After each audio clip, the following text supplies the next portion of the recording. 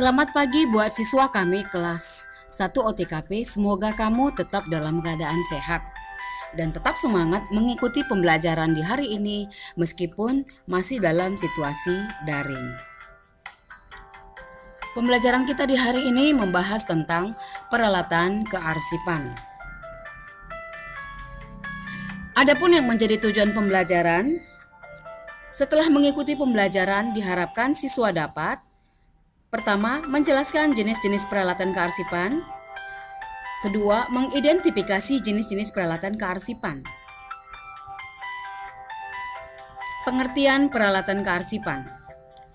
Peralatan kearsipan adalah semua benda yang digunakan untuk mendukung kegiatan kearsipan. Fungsi peralatan kearsipan. 1. Sebagai wadah penyimpanan arsip. 2. Sebagai alat pendukung guna meringankan dan mempermudah pekerjaan dalam kegiatan kearsipan. 3. Sebagai alat pelindung arsip dari kerusakan sehingga dapat disimpan dan digunakan dalam jangka waktu lama. Jadi, arsip yang kita simpan harus dilindungi dengan memakai atau menggunakan peralatan kearsipan yang tepat. Apa sajakah jenis-jenis peralatan kearsipan? Kita lihat yang pertama, map Snellhecter. Map Snellhecter adalah map yang terbuat dari kertas tebal, karton atau plastik. Namun yang umum digunakan adalah Snellhecter yang terbuat dari bahan plastik tipis yang tersedia dengan berbagai varian warna. Map Snellhecter mempunyai pengunci atau penjepit di bagian tengahnya. Fungsinya adalah untuk menyimpan berkas-berkas yang sebelumnya telah dilubangi dengan perforator. Gambar di samping adalah gambar map Snellhecter. Yang kedua, hanging map atau map gantung. Map gantung adalah map yang digunakan untuk menyimpan berkas pada filing kabinet atau tempat penyimpanan khusus lain. Berkas-berkas berisi data akan ditempatkan pada map gantung, kemudian dimasukkan ke dalam filing kabinet atau alat lain secara vertikal. Gambar di samping adalah gambar map gantung. 3. Stop map folio. Stop map folio adalah jenis map yang harganya paling murah. Map ini terbuat dari kertas karton. Kekurangannya adalah stop map folio ini mudah sobek dan tidak tahan lama. Jadi biasanya hanya digunakan untuk penyimpanan berkas yang sifatnya temporer atau sementara. Nah, ini adalah gambar stop map folio. Keempat, Opener. Map opener adalah map yang terbuat dari karton atau plastik dan memiliki ruang yang besar. Map opener biasanya diletakkan di lemari arsip, rak arsip atau rotary filling, dan dilengkapi dengan label pada bagian luarnya.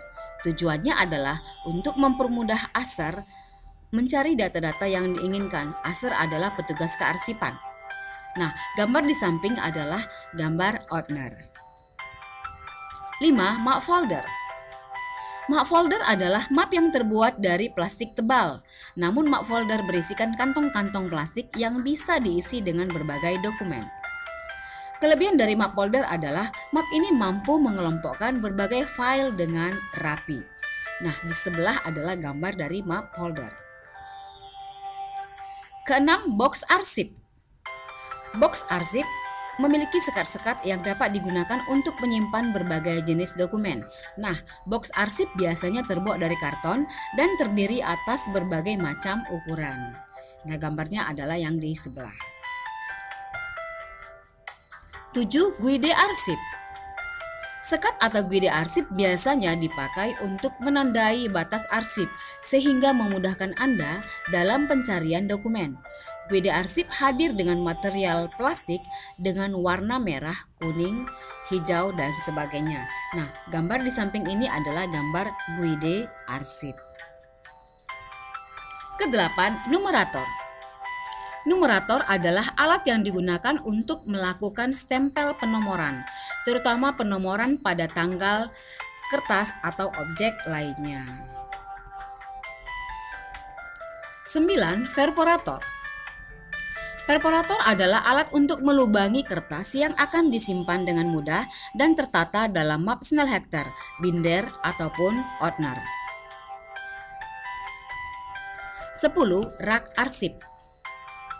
Rak arsip dibagi menjadi beberapa bagian dan dapat digunakan untuk mengelompokkan dokumen berdasarkan jenis-jenisnya.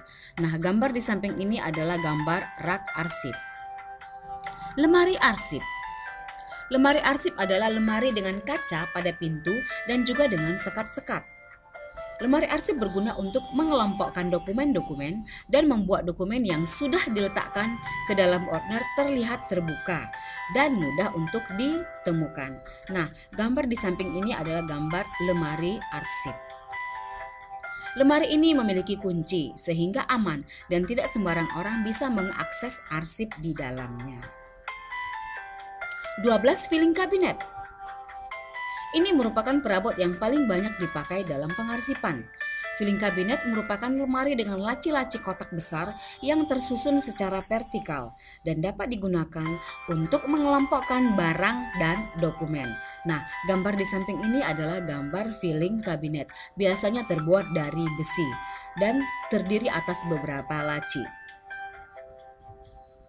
13. Stapler.